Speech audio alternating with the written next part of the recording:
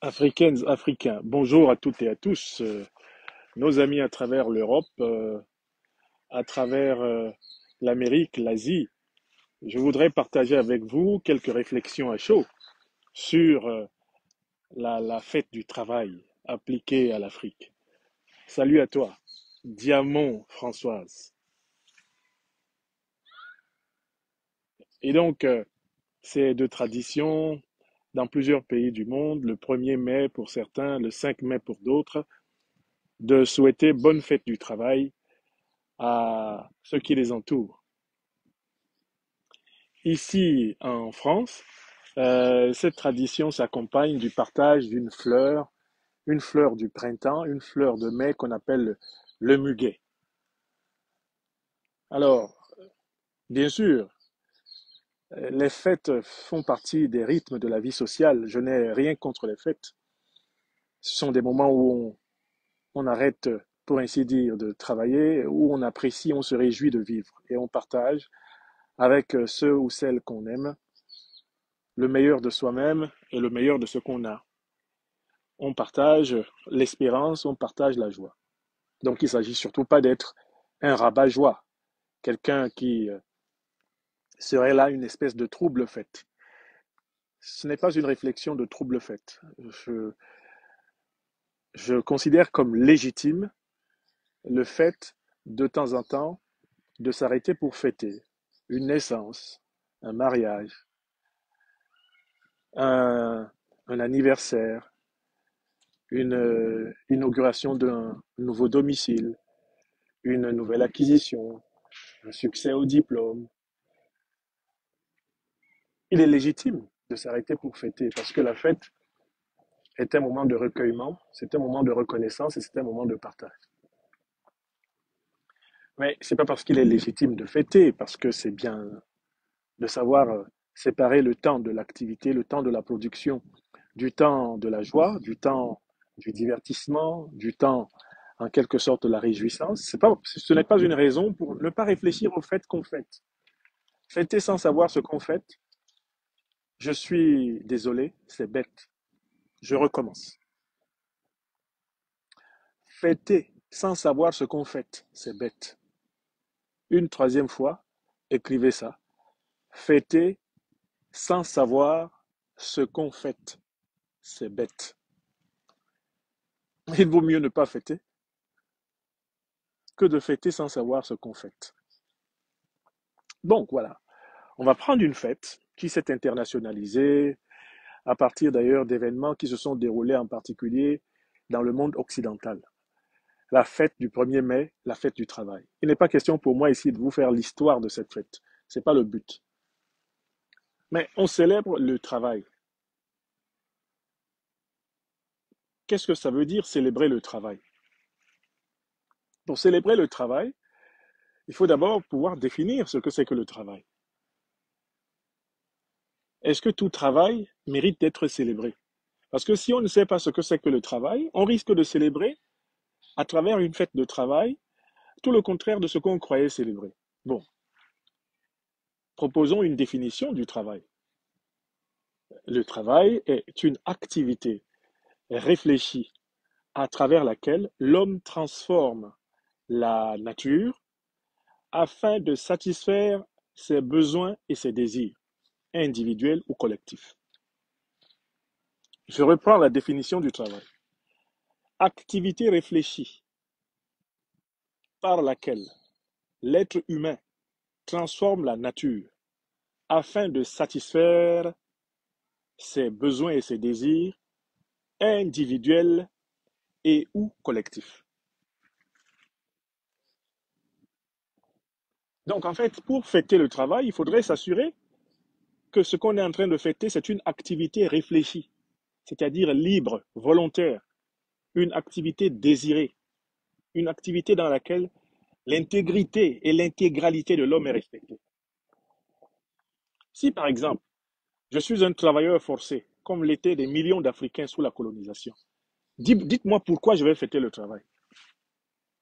Si vous êtes un bagnard captif dans une prison de l'île de la Réunion, au 19e siècle et que votre travail, c'est de casser des pierres toute la journée en, à l'intérieur d'une prison où vous avez été déporté, en quoi le travail est une fête?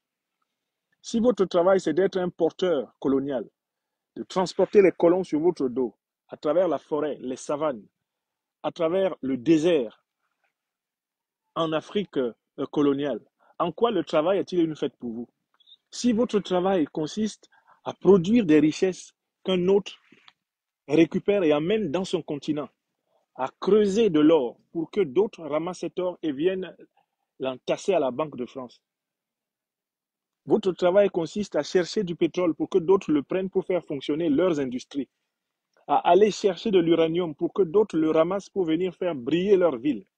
Si c'est cela ton travail, dis-moi franchement, mon frère, ma soeur, quel intérêt y a-t-il à fêter un tel travail? Si ton travail est d'une telle pénibilité qu'à 30 ans, tu as déjà le dos broyé, que déjà tu as attrapé toutes les maladies du travail et qu'à 40 ans, tu es un vieillard.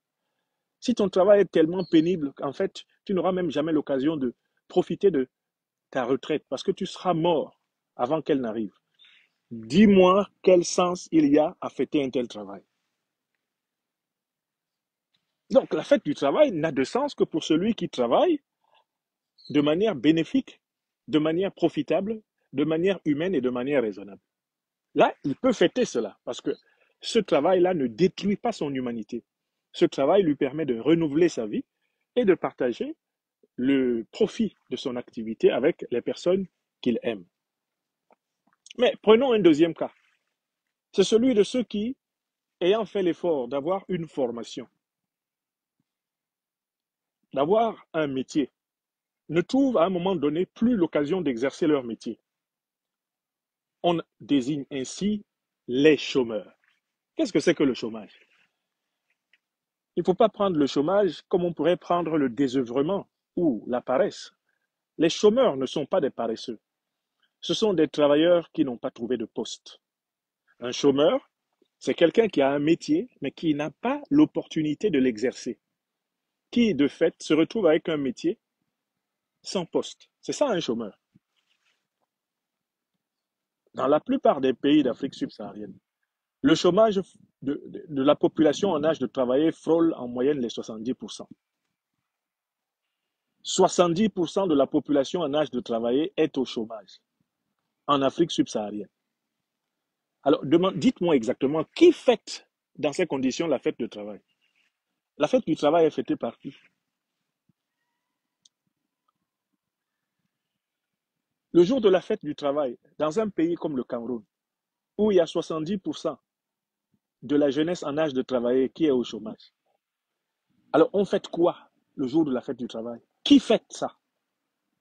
Il y a combien de travailleurs à l'intérieur de la population active? Combien de personnes gagnent de manière décente leur vie? Vous voyez très bien que organiser des fêtes du travail dans des sociétés dominées par le chômage, c'est une contradiction flagrante et même performative.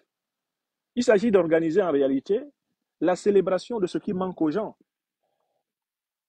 Les gens n'ont pas de travail et on organise une grande fête pour féliciter ceux qui travaillent. Or, ceux qui travaillent sont une minorité de la société. Et la majorité de la société qui croupit dans le chômage contemple la minorité sociale qui a un travail en train de se réjouir de travailler. Est-ce que vous imaginez le cynisme qu'inspire une telle festivité? Je vais vous rapporter une anecdote de mon enfance. Enfant, chez mes parents, à Kondibassa, dans l'ancienne banlieue de la ville de Douala, à Prenne-de-Coty, au point kilométrique 8. Mon père et ma mère, paix à leurs âmes, avaient l'habitude d'inviter de temps en temps un représentant de la congrégation religieuse à laquelle nous appartenions, la congrégation religieuse des témoins de Jéhovah. Ce pasteur de la congrégation religieuse des témoins de Jéhovah était invité à manger chez nous. Et selon une tradition répandue dans cette communauté, les prédicateurs en chef qui ont rang littéralement des pasteurs des autres églises, quand ils sont en visite dans une circonscription, eh bien, ces prédicateurs en chef sont reçus dans les familles de la circonscription pour leur repas tout le temps de leur visite. Souvent, ils sont même logés dans une famille de la circonscription religieuse qu'ils visitent parce qu'ils sont des espèces d'inspecteurs du culte. Voilà donc, je crois que je dois avoir 7 ou 8 ans par là. Ma mère prépare un ragoût de pommes de terre, haricots et avec la viande de bœuf. Dis donc.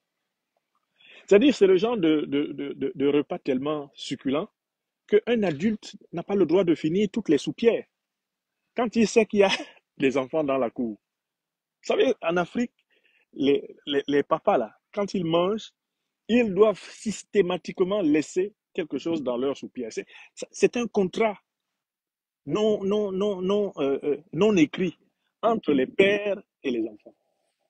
Quand mon père était servi, la tradition du service en Afrique, c'est il y a une soupière le, pour la sauce et, et le poisson ou la viande, et il y a une soupière pour le riz, pour le macabo, pour l'igname, pour le plantain mûr, etc. Donc, d'un côté, une soupière pour le féculent, pour le riz, pour les céréales, et une autre soupière de riz. Il y a, bien sûr, une carafe d'eau, et s'il l'a commandé, il a son vin, qui ne nous intéresse pas, nous les enfants. Mais nous, on sait que si papa est servi là, quand papa finit de manger, nous, on s'en va récupérer, en effet, les assiettes de papa pour partager son reste. Parce que ces restes sont de très bonne qualité. Un papa pense toujours à ses enfants. Il finit jamais. Je dis bien, toute mon enfance durant, je n'ai jamais vu mon père finir le fond de sa soupière. Si ce que je vous dis là vous parle, s'il vous plaît, confirmez que ça se passait comme ça chez vous. Parce que chez nous, en Afrique noire, c'est une tradition. Les parents ne finissent jamais leurs assiettes en face de leurs enfants. C'est pas possible. Bon, voilà donc le pasteur qui vient. Et comme c'était un visiteur exceptionnel, la quantité de nourriture que ma mère lui avait servi le jour-là, astaghfirullah. Avec mes petits frères, on était convaincus que ici, là, on récupère au moins un quart de la soupière. Le type là ne peut pas finir ça. Et il y avait le ragoût donc, pommes de terre, haricots, le haricot rouge là, bien fait à la sauce tomate, avec des crevettes dedans et de la viande de bœuf avec os. J'ai dit que la soupière était pleine comme ça. On pouvait même pas fermer la soupière. Et monsieur se fait servir en plus avec cela, tout naturellement, une grosse bière de l'époque. Je crois que c'était une 33 Esport, bien glacée. Il a sa carafe d'eau bien tapée à côté et une baguette de pain croustillant. C'est-à-dire qu'il avait le riz, il avait les pommes de terre, il avait le pain. Une baguette, un pain. Vous-même, les enfants, quand vous servez le doyen, vous vous dites que, ouais, il faut que ce pasteur-ci revienne souvent ici à la maison. Parce que normalement, quand il a fini, nous, on fait un deuxième, on fait notre goûter d'après-midi avec le fond du repas. Vous savez ce qui s'est passé? Je vous jure. Le type là a tout mangé. Le dernier bout du pain là, qui restait, il a nettoyé la soupière avec. Et même, c'est-à-dire que même ce qu'il a utilisé pour nettoyer la soupière et son assiette avec là, il a tout mangé. Il a tapé sa bière. Il a roté. J'entends encore son rot. Un rot tonitruant qui me rappelait un personnage d'Engamba, un personnage de Ferdinand Oyono dans Le Vieux Nègre et la Médaille. Quand le doyen là est parti de la maison, nous les enfants, on a tenu une conférence nationale pour dire que ce monsieur-là, la prochaine fois que lui vient ici à la maison, nous on sort. Il est hors de question même que je participe à transporter une seule de ses cuillères. Alors pourquoi je vous raconte cette scène? Je vous la raconte parce que c'est exactement ce que vivent les chômeurs qui constituent l'écrasante majorité de la population en âge de travailler aujourd'hui en Afrique. Quand on fête la fête du travail, mais il faut penser aux gens qui n'ont pas l'opportunité de travailler. Les gens qui ont fait des études, ils ont fait des études de comptabilité, ils détiennent des baccalauréats, des BTS, certains même détiennent des licences et des maîtrises. Ils n'ont pas l'opportunité de faire usage des compétences que la société prétend leur avoir attribuées. Ces gens-là, quand ils nous regardent, nous qui travaillons passé, ils ont exactement le raisonnement que moi, enfant, j'ai eu sur ce pasteur qui a fini toute la soupière, qui a tapé le pain croustillant, nettoyer la bière de 33 Sport, ajouter dessus le demi-litre d'eau glacée qui était servi et qui a roté avec beaucoup de bruit. Vous comprenez? Donc, quand on arrive tous les 1er mai, quel que soit le pays concerné chez nous en Afrique, faisons l'état des lieux. Qui travaille dans de bonnes conditions? Qui gagne correctement sa vie? Est-ce la majorité de notre population en âge de travail? Pensons à ceux qui ont développé des compétences, qui ont acquis des compétences et qui ne travaillent pas et qui ne trouvent pas un poste et qui eux aussi entendent que le 1er mai, c'est la fête du travail. Je fête quoi? Je fête ce que je n'ai pas. Comment vous me demandez de fêter ce que je n'ai pas? Je suis chômeur. Je dois fêter quel travail? J'ai le travail. Ai-je un travail? Donc, nos dirigeants, nos responsables politiques doivent se poser la question, mais on va fêter cette fête-là. Mais qui est concerné? Combien d'entre nous ont une activité laborieuse qui leur permette de vivre correctement? J'en viens à la troisième catégorie. Il y a une troisième catégorie de personnes qu'il faut prendre en compte. Ce sont ceux qui, non seulement ne sont pas des travailleurs, ils n'ont pas de travail, ce sont ceux qui ne sont pas des chômeurs, parce qu'ils n'ont pas de compétences. C'est-à-dire ceux qui sont laissés à eux-mêmes pratiquement de leur naissance à leur mort. Ils ne reçoivent aucune formation, ils ne reçoivent aucune compétence, la société ne leur transfère pas la capacité de transformer positivement leur vie. Ce sont des gens, par exemple, qui sont abandonnés dans l'analphabétisme, ce sont des gens qui sont abandonnés dans l'absence de formation, l'absence de métier, et pour ainsi dire, qui sont des marginaux de la société. Cette marginalité est un fait répandu dans la société africaine. Nous n'avons pas le droit de ne pas tenir compte de ceux-là même qui n'ont même pas eu la chance d'être inscrits dans une école pour avoir un diplôme ou un métier avant d'être au chômage. Ceux-là qui, très tôt lâchés par la misère de la famille, abandonnés par la violence, la corruption, l'incompétence qui dirige plusieurs de nos États en Afrique, n'ont même pas titre à parler du travail. Il y a un grand comédien camerounais qui a donné le concept qui permet de nommer cette troisième catégorie. C'est le concept de débrouillard, les débrouillards. Donc, c'est des gens qui sont dans le brouillard et qui essayent de naviguer dedans. Le débrouillard, c'est celui qui se débrouille, c'est-à-dire qui essaie de s'en sortir tout en étant toujours dans le brouillard. Un débrouillard est nécessairement embrouillé, car selon Jean-Michel Cancan, le grand comédien camerounais, père son âme, ce qu'il voit, il fait, mais ce qu'il ne voit pas, il ne fait pas. Oui, on demande à Jean-Michel Cancan, qu'est-ce que vous faites dans la vie? Aidez-moi. On dit oui, vous, quel est votre métier? Il dit ce que je vois, je fais. Ce que je ne vois pas, je ne fais pas. Et l'officier de police décrit dans la fiche de renseignement débrouillard, métier débrouillard. Regardons bien nos pays, de Dakar à Djibouti. Regardons nos pays du Caire au Cap. Combien de débrouillards dans nos villes? Combien de débrouillards dans nos campagnes? Combien de débrouillards dans nos familles? Alors, reposons bien la question. Qui fête la fête du travail chez nous? À quelles conditions une véritable fête du travail serait-elle possible en Afrique? Je peux y répondre en conclusion de cette réflexion qui est mon offrande, non seulement aux travailleurs, mais également aux chômeurs et aux débrouillards, les trois catégories que j'ai analysées. Pour qu'une fête du travail ait du sens chez nous, il faut que notre société politique ait veillé à donner à tous les enfants d'une génération une éducation et une formation suffisantes. Premier point. Deuxièmement, pour qu'une fête du travail ait du sens chez nous, il faut que notre organisation sociale, politique et économique veille à permettre à tous ceux qui ont été éduqués et formés dans les générations actuelles d'accéder à une activité lucrative.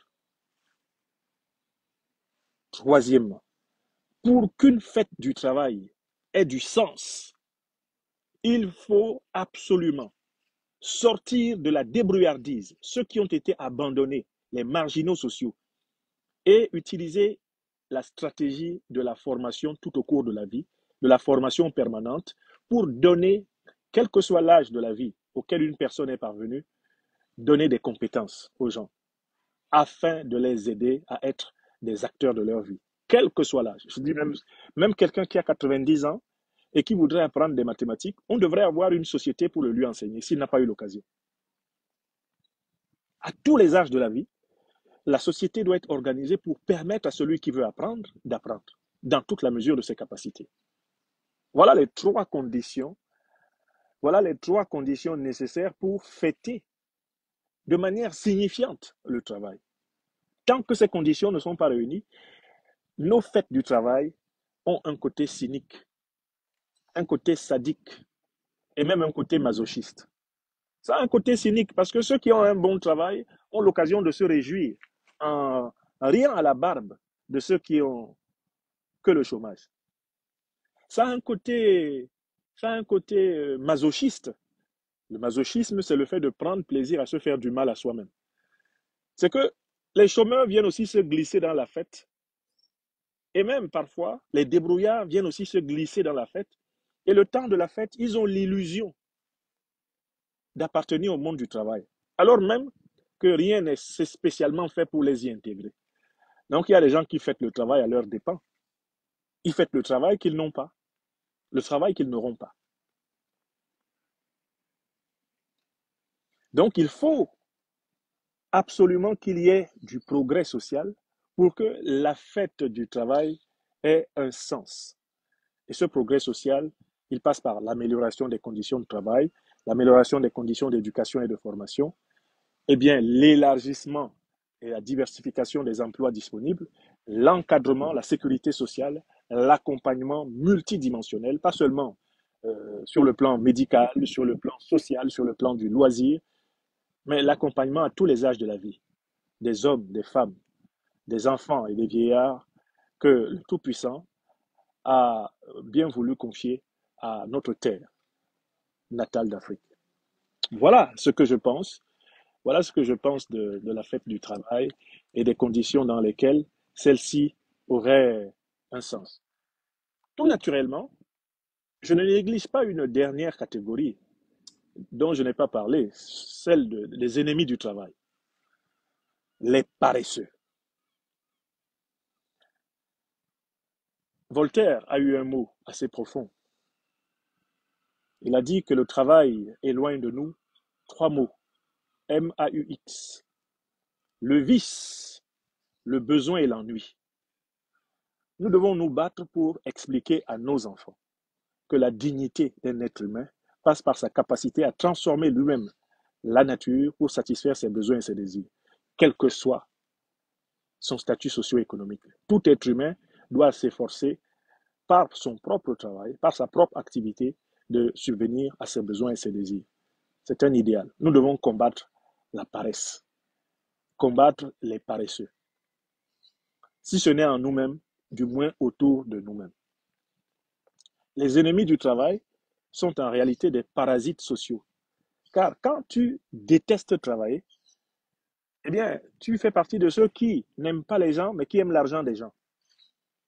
Vous connaissez cette catégorie-là, qui a développé non pas une appétence pour le travail, ou qui ne souffre même pas du chômage parce qu'elle n'a pas développé de compétences, qui ne veut même pas se débrouiller comme se débrouillent ceux qui n'ont pas la possibilité d'avoir une formation pour être chômeur ou travailleur. Vous connaissez cette catégorie, les parasites. Les parasites auxquels un groupe musical de Côte d'Ivoire a réservé une chanson intitulée Les Cocos. Les Cocos. Nous devons nous battre pour ne pas être des sociétés qui produisent et reproduisent, encouragent et développent les parasites. La fête du travail doit être une occasion de faire un bilan du parasitisme rémanent, persistant, insidieux autour de nous et le combattre. La seule fois que je pense qu'il faut vraiment combattre, qu'il faut sanctionner, qu'il faut mettre au pas, c'est quand il s'agit des parasites sociaux, les cocos. Tout travail mérite salaire. Toute personne n'a pas forcément le salaire, mais tout être humain doit avoir la dignité de vouloir être utile pour pouvoir bénéficier de la solidarité de la société. Voilà, mes chers amis, ma contribution à la fête du travail du 1er mai 2025 partout dans le monde. Si cette réflexion vous agrée, je compte sur vous pour la partager et surtout la donner à nos enfants, à ceux qui nous entourent, de telle façon que le travail reprenne la place qu'il mérite dans la société. Un travail véritablement humain, eh bien, doit s'efforcer de sortir des pièges que j'ai évoqués. Et à ce moment-là, la fête du travail aura vraiment une dimension sacrée. Car, en fait, c'est par le travail que l'homme continue l'œuvre créatrice que Dieu a commencée. Le travail nous fait continuateurs de l'œuvre divine. Le travail nous permet de continuer à construire le jardin de la vie qu'est la terre, créée par Dieu. Mais pour que nous puissions en effet mériter, jouir et bénéficier de ce miracle, il nous faut organiser les meilleures conditions possibles du travail, du repos, du loisir, les meilleures conditions possibles pour le temps de la contemplation, de la méditation, le temps de la prière, le temps de l'amour. Il nous faut redonner à chaque activité humaine une saveur spéciale. Et de ce point de vue, la civilisation africaine est une excellente école, car précisément les valeurs que je viens d'évoquer, la connaissance, la compétence, la solidarité sociale, sont au cœur de l'éducation traditionnelle africaine. À nous de les mettre en lumière dans la construction de nos institutions, eh bien, en ce 21e siècle. Soyez salués. Et uniquement dans les conditions que j'ai dites, bonne fête du travail à ceux qui ont du travail et qui travaillent dans de bonnes conditions. Bon combat pour ceux qui sont sans travail et qui sont pourtant compétents, les chômeurs. Nous allons nous battre, nous devons nous battre pour que le fléau terrible du chômage recule dans le continent africain et partout dans le monde d'ailleurs. Euh, Beaucoup de courage aux débrouillards et qu'ils aient le courage de chercher les voies et moyens d'accéder de nouveau à une formation, à une éducation qualifiante. Enfin, à bas les paresseux. À bas les paresseux. Haro sur les paresseux. Haro sur les fainéants. Haro sur les parasites. Haro sur les cocos. Les cocos, les cocos, les cocos, c'est les cocos. Voilà, excellent 1er mai, où que vous soyez à travers le monde. Voilà, dans ce jardin où un, un vent doux de Normandie souffle, je vous transmets mes énergies positives. Soyez bénis. Ciao, ciao, ciao. Et merci d'avoir partagé. Merci, mon cher Kwalai Mbika. Merci à Kassim Gen. Merci à Françoise Diamant. Merci beaucoup. Merci à vous tous. À Kantama Maman, à Tokpa Philippe Guilavogui. Merci infiniment. Merci à celles et ceux d'entre vous qui nous soutenez d'ores et déjà dans notre grand mouvement. Récemment, eh bien, lancé le mouvement des lions et lionnes indomptables pour la libération panafricaine du Cameroun. Merci infiniment. Merci à toi, Saadon, mon cher frère. Merci, merci. À Cisco Détellier, merci. À Arsène Lico, hein? À Hope Dounia, merci. À Rita Guindo, Lino Nawel, Balo Drissa, Kantamamaman, Jacquino Kouyaté, Tokpa Philippe, Salam, Sawadogo, etc. Merci infiniment. Merci.